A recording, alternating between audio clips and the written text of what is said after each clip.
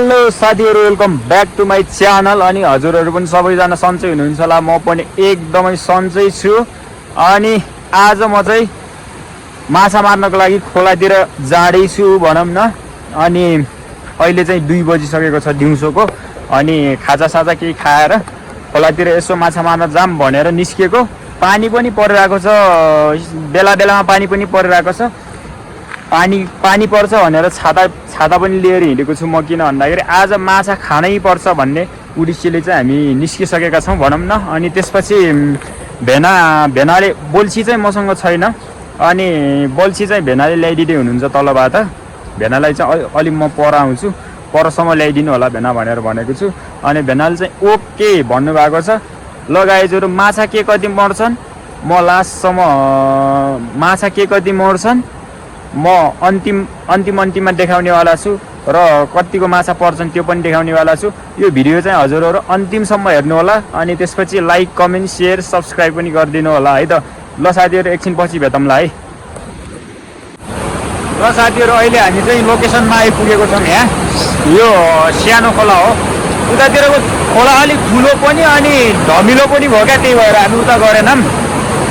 यो सानो खोलामा गर्ने भनेर धमिलो भइसक्यो। खोला धमिलो भएपछि चाहिँ माछाहरू अलिकति लाग्दैन क्या धमिलो खोलामा, त्यही भएर हामी सानो खोलामा आएको। अनि यो मौसमले गर्दाखेरि 2 बजे घरबाट निस्केको म। अनि पानी पऱ्यो, फेरि भेनाजुको घरमा आएर बसियो।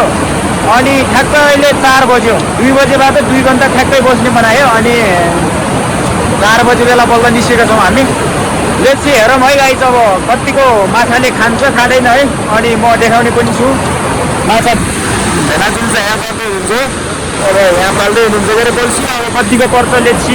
अब म पनि एकछिनपछि बोल्छी फाल्नेवाला छु। माछाले कतिको खान्छ खाँदैन त्यो चाहिँ म अन्तिममा देखाउँछु। हजुरहरू अन्तिमसम्म भ्लग हेर्नु होला है त।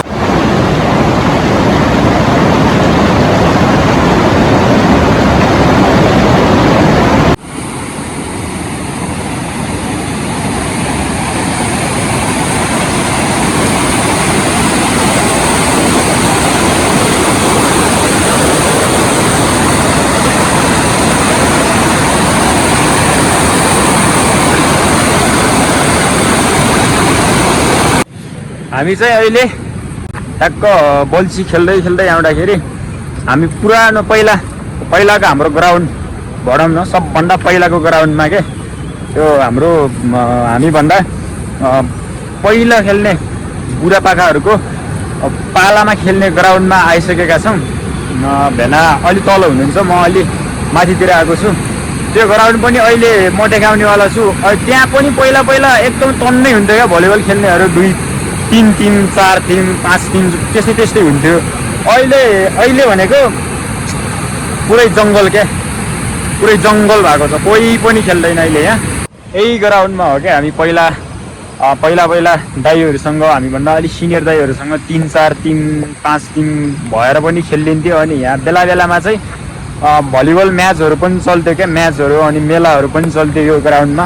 अहिलेको अवस्थामा आएर यो ग्राउन्डको अवस्था चाहिँ कस्तो छ भन्दाखेरि म देखाउँछु है त। अहिलेको ग्राउन्डको अवस्था चाहिँ यस्तो छ है। न कोही छ। ढुङ्गाहरू सब त्यहाँ छन्।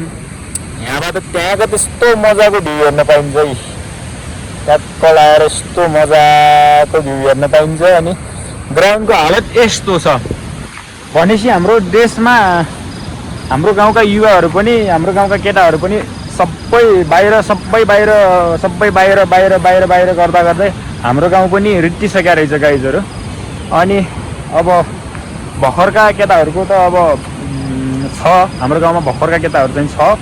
तर तिनीहरूले अब खासै यस्तो खेल्ने, यताउता भलिबल खेल्ने यताउता चासो गर्दैन क्या। बरु डुल्ने यताउता के छ त्यो उनीहरूले जे मन लाग्छ त्यो गर्ने खालको हुन्छ। अनि यो अलिअलि यो ग्राउन्डहरू संरक्षण गर्ने, अनि यो ग्राउन्डहरूमा आएर खेल्ने त्यस्तो गर्दैन क्या अहिलेका केटाहरू। जस पहिला हामी बुढापाकाहरूसँग चाहिँ, हामीभन्दा सिनियर दाइहरूसँग चाहिँ यहाँ आउने, खेल्ने, 4-5 दिन भएर खेल्ने। अनि मेलाहरूमा पनि मेलाहरू चल्थ्यो कहिलेकाहीँ भलिबल म्याचहरू, त्यो म्याचहरूमा पनि हामी सहभागी हुन्थ्यौँ। अहिलेको अवस्थामा आएर ग्राउन्डको हालत यस्तो छ। अनि जे होस् यो ग्राउन्डलाई चाहिँ व्यवस्थापन गर्नुपर्छ जस्तो लाग्छ मलाई चाहिँ।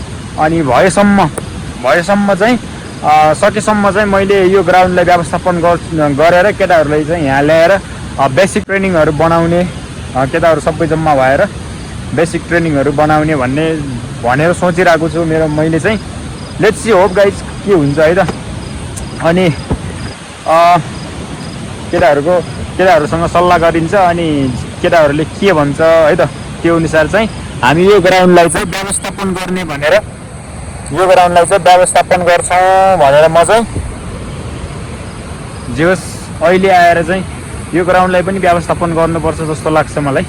अनि अलिअलि खेल्न चाहिँ हुन्छ, आफू गाउँमा रहन्जेल होइन, आफू गाउँठाउँमा रहन्जेल चाहिँ यही ग्राउन्डमा आएर खेल्नुपर्छ जस्तो लाग्छ मलाई चाहिँ। अनि अरू केटाहरूको साथ सपोर्ट मिल्यो भने चाहिँ यो ग्राउन्डलाई पनि हामी चाहिँ सबै केटाहरूसँग मिलेर ट्यागटुक बनाएर यही खेलहरू सञ्चालन बनाउने मेरो उद्देश्य छ गाइजहरू है त।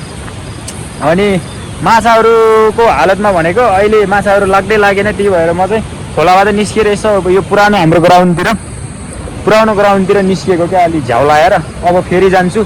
माछा मैले चाहिँ निकाल्न सकेन, एउटा पनि निकाल्न सकेन, भेनाजुल चाहिँ 2 3 कतिवटा निकाल्नु भएको छ, त्यो पनि देखाउँछु अहिले म। अनि अहिले टाइम छ, अझै टाइम छ, कति निक्लिन्छ मेरोमा पनि निक्लिन सक्छ गाइजहरू। अनि निक्ल्यो भने चाहिँ म त्यो पनि देखाउँछु है त। माछाहरू निक्ल्यो भने चाहिँ देखाउँछु मैले निकालेको माछाहरू पनि।